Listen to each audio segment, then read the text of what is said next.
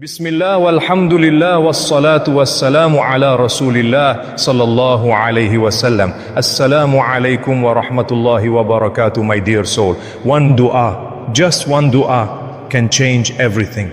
You might be sitting there right now, scrolling with a heavy heart, looking for a job that keeps slipping away, looking for marriage while doors keep closing, looking for stability, for peace, for something to finally work. And maybe you've whispered it to yourself in silence.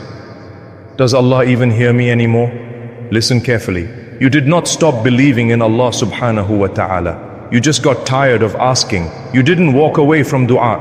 You became exhausted by waiting. And Allah subhanahu wa ta'ala is still waiting for your dua.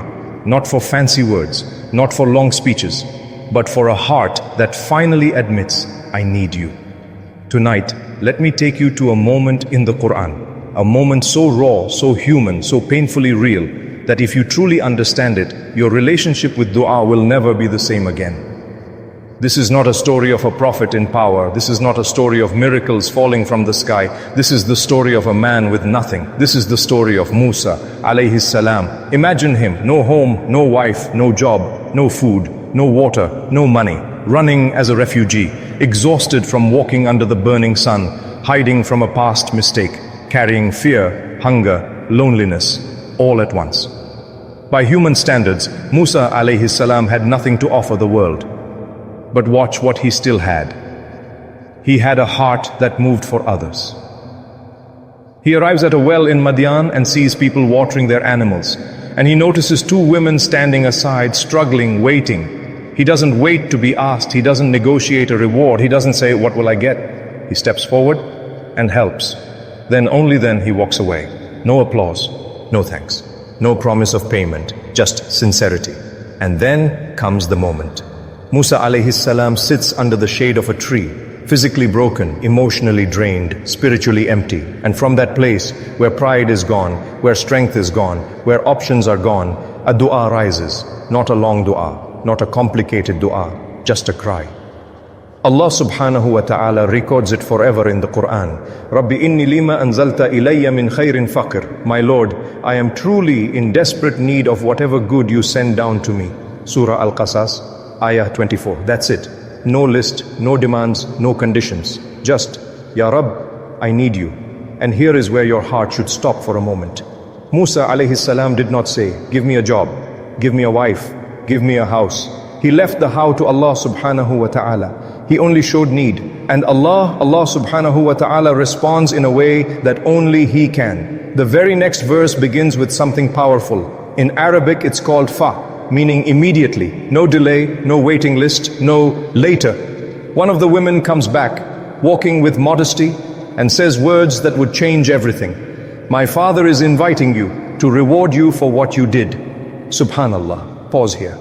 A man with no house, no job, no food gets invited not to beg but to be honored. And this is where you need to listen with your heart. That one dua turned into a job, a 10-year contract, a home, safety and stability, a wife, not forced but chosen. 3 things from one dua. Not because Musa alayhi salam deserved it by worldly standards, but because Allah subhanahu wa ta'ala responds to broken sincerity.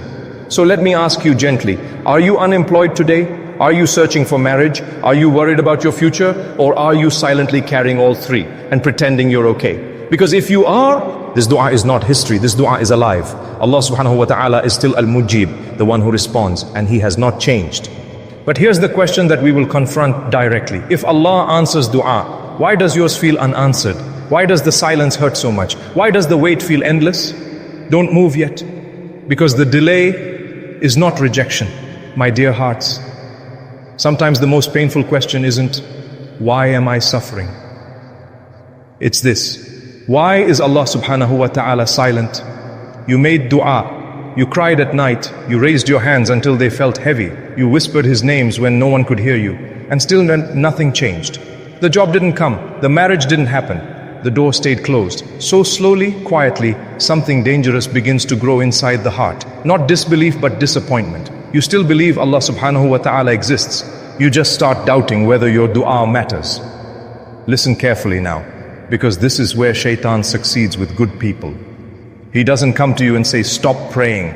He whispers something far more subtle. You prayed enough. It didn't work. But what if I told you, the silence you hate is actually mercy in disguise? Let's return to the Quran. Allah subhanahu wa ta'ala says, وَعَاسَ أَن تَكْرَهُ شَيْئًا وَهُوَ خَيْرٌ لَكُمْ. It may be that you dislike something while it is good for you.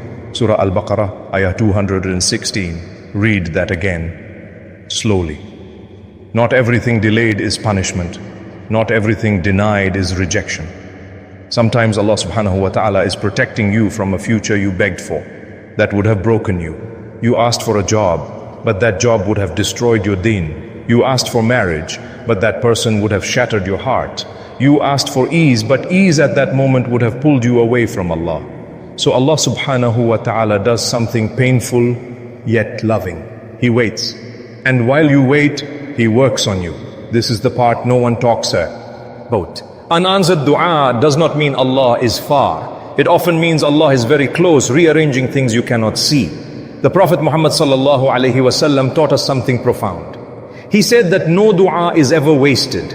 Every sincere du'a receives one of three answers. Allah subhanahu wa ta'ala gives you what you asked for.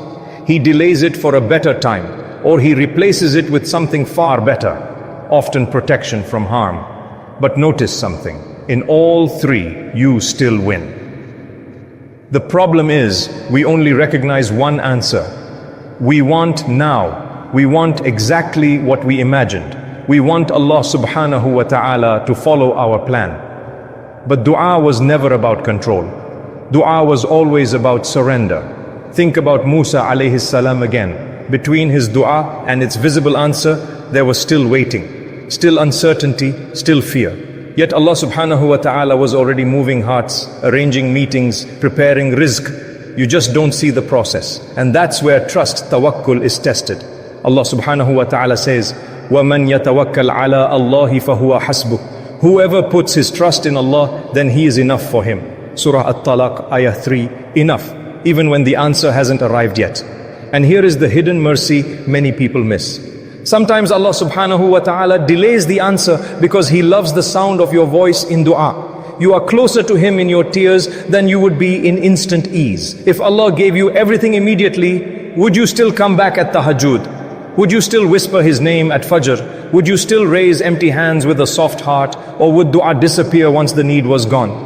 Unanswered dua is often Allah subhanahu wa ta'ala saying, stay with me a little longer.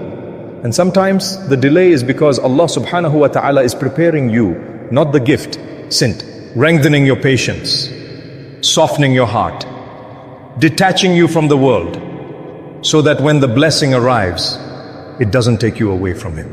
So if you're still waiting, if the tears still fall, if the nights still feel heavy, it doesn't mean Allah subhanahu wa ta'ala ignored you. It may mean your dua is being answered, just not the way you expected. Now, we will reach the moment where waiting turns into certainty, where silence turns into nearness, where one realization breaks the heart open completely. Allah was never testing your dua, He was healing your soul. My beloved brothers and sisters, there comes a moment, usually after you are exhausted from hoping, after you've cried one too many nights, after you've whispered, Ya Allah, with a trembling voice, a moment when the heart finally understands something the tongue never could. Allah subhanahu wa ta'ala was never late. You were just being prepared to see the gift clearly. Because sometimes the greatest answer to dua is not the job, not the marriage, not the house, it's certainty. Certainty that Allah subhanahu wa ta'ala saw you when no one else did. Certainty that every tear you hid from the world was counted. Certainty that the silence was not absence, it was attention. Look back now. There were moments you almost gave up, but something inside stopped you. Moments when life felt unbearable, yet you survived. Moments when doors slammed shut, yet somehow you are still standing.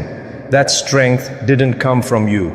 That was Allah subhanahu wa ta'ala carrying you while you thought you were walking alone. This is the truth we often realize too late. Dua doesn't just change situations. Dua changes the one making it. You may still be waiting for your rizq. You may still be searching for marriage. You may still feel lost about your future. But look at your heart now. It's softer, more aware, more dependent on Allah subhanahu wa ta'ala than ever before. And that is a victory. The Prophet Muhammad sallallahu alaihi wasallam taught us that on the day of judgment, people will see the rewards of the du'as that were not answered in dunya. And they will wish, I wish none of my du'as were answered in the world. Let that sink in. The du'a you thought failed might be the one saving you eternally. And here is the final realization that heals everything. Allah subhanahu wa ta'ala is Al-Mujib, the one who responds. Allah subhanahu wa ta'ala is As-Sami, the one who hears. Allah subhanahu wa ta'ala is Al-Latif, gentle beyond imagination. He does not ignore broken hearts. He does not dismiss desperate hands. He does not forget sincere tears. If the answer hasn't come yet, it's not because you're unworthy. It's because what's coming requires the version of you that Allah is building right now. So don't stop making du'a. Don't let shaitan convince you that silence means rejection. Don't measure Allah subhanahu wa ta'ala by your timeline. Measure Him by His promise. And His promise is true. Pause everything. Put your heart down, lower your shoulders and raise your hands. Just for a moment, not with perfect words, not with confidence, but with need. Ya Allah subhanahu wa ta'ala, inni lima anzalta ilayya min khayrin faqir. Ya Allah, anta ta'lamu da'fi qabla du'ai wa ta'lamu hajati qabla kalimati. Ya Allah, in ta'akhara al-ijabah fa innahu laysa rafdan, wa in samata al-sama' fa innahu laysa hijrana. Ya Allah, لا تخثل قلبي في انتظاري ولا تفتني بسكوت الأبواب. يا الله إن كنت تحبس عني العطف فاز لليقين وإن أخذت شيئا من يدي فلا تآخذ الطمأنينة من قلبي. يا الله اجعل ما تأخر نعمة وما منع رحمة وما لم أفهمه قربان إليك. إني لا أطلب إلا أن لا تتركني لنفسي. Ya Allah subhanahu wa ta'ala, I am truly in need of whatever good you send down to me, Ya Allah. You know my weakness before I even make dua, and you know my needs before I find the words. Ya Allah, if the answer is delayed, it is not rejection, and if the sky is silent, it is not abandonment. Ya Allah, do not let my heart collapse while waiting, and do not test me through closed doors. Ya Allah, if you withhold the gift, then protect my certainty. And if you take something from my hands, do not take peace from my heart. O my Lord, turn delay into a blessing, denial into mercy, and what I cannot understand into closeness to you. I ask for nothing except that you do not leave me to myself. My dear soul, before you scroll away, pause for just a moment. If this reminder touched your heart even a little, that was not an accident. It means Allah subhanahu wa ta'ala wanted this message to reach you at the exact moment your heart needed it most.